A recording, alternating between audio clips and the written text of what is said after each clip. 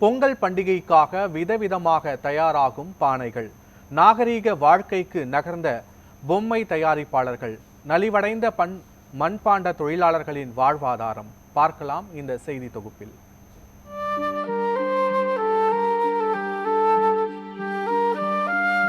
பொங்கலுக்கு கரும்பு கொடுக்குற மாதிரி எங்கள்கிட்ட இருந்து ஒவ்வொரு பானை வாங்கி வந்து கொடுத்தா எங்களுக்கு கொஞ்சம். இந்த வருஷம் அவ்வளவா வியாபாரம் இல்லை, சரக்கு ஃபுல்லாவே அங்க அவ்வளவு தேங்கி கிடக்கு. என்ன செய்வதென்று தெரியாமல் சுற்றி கொண்டிருக்கும் இந்த மண்பானையை போல்தான் இருக்கிறது பானை முனையும் தொழிலாளர்களின் வாழ்க்கை.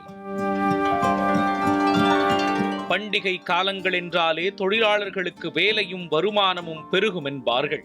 ஆனால் மண்பாண்ட தொழிலாளர்களின் நிலையோ மழையில் சிக்கிய மண்ணாய் மாறிப்போய்விட்டது. கண்ணீர் கரையில் கரையும் செல்லரித்த செல்லாக்காசாய் மாறிப்போயிருக்கிறார்கள் இவர்கள்.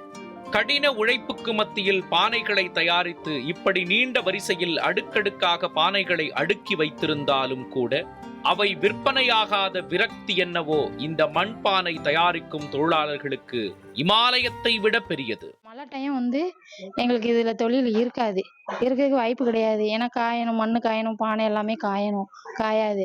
ஆனா வெயில் டைம் தான் எங்களுக்கு வியாபாரம் உண்டு. இந்த வருஷம் அவ்வளவா வியாபாரம் இல்லை, சரக்கு ஃபுல்லாவே அங்க அவ்வளவு தேங்கி கிடக்கு. எங்களுக்கு ஃபுல்லாவே தமிழ்நாட்டுல இது வியாபாரமே இல்லை.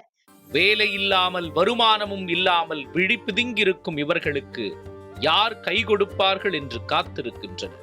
தென்காசி மாவட்டத்தில் தேன்பொத்தை, இளஞ்சி, சுந்தரபாண்டியபுரம், ஆழ்வார்குறிச்சி உள்ளிட்ட பல பகுதிகளில் ஆயிரக்கணக்கான தொழிலாளர்கள் இந்த மண்பாண்ட தொழிலில் ஈடுபட்டு வருகின்றனர். தமிழக மக்கள் பாரம்பரியத்தை மறந்ததால் மண்பாண்ட தொழிலாளர்கள் தங்கள் வாழ்வாதாரத்தை இழக்கக்கூடிய சூழலுக்கு தள்ளப்பட்டுள்ளனர். மண்பாண்ட தொழிலுக்கு தேவையான களிமண், வண்டல் மண், விறகு போன்ற மூலப்பொருட்களின் விலை உயர்வாலும் வண்டல் மண் தட்டுப்பாட்டாலும் மண்பாண்ட தொழில் நலிவடைந்து வருவதாக தொழிலாளர்கள் வேதனை தெரிவித்துள்ளனர். களிமண் ஒரு யூனிட் 2500 ரூபாய்க்கும், வண்டல் மண் ஒரு யூனிட் 4000 ரூபாய்க்கும், விறகு ஒரு டன் 2500 ரூபாய்க்கும் வாங்கி பானை உற்பத்தி செய்யப்படுகிறது.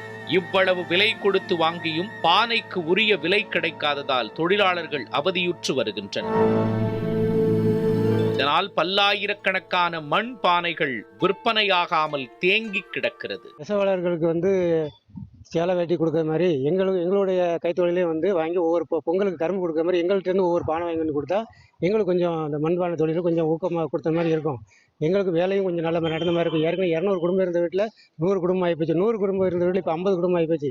இதையுமே இன்னும் போக பார்த்தீங்கன்னா இன்னும் கொஞ்சம் நாளில் சொத்தமாக அழிஞ்சு போயிடும். பொங்கல் சமயத்தில் அரசு நியாய விலை கடைகளில் கரும்பு, வெல்லம் போன்ற பொருட்களை பொங்கல் தொகுப்பில் வழங்குவது போல் மண்பாண்ட தொழிலாளர்கள் உற்பத்தி செய்யும் பானை, அடுப்புகளை கொள்முதல் செய்து விற்பனை செய்ய வேண்டும் என்று கோரிக்கை விடுத்துள்ளனர்.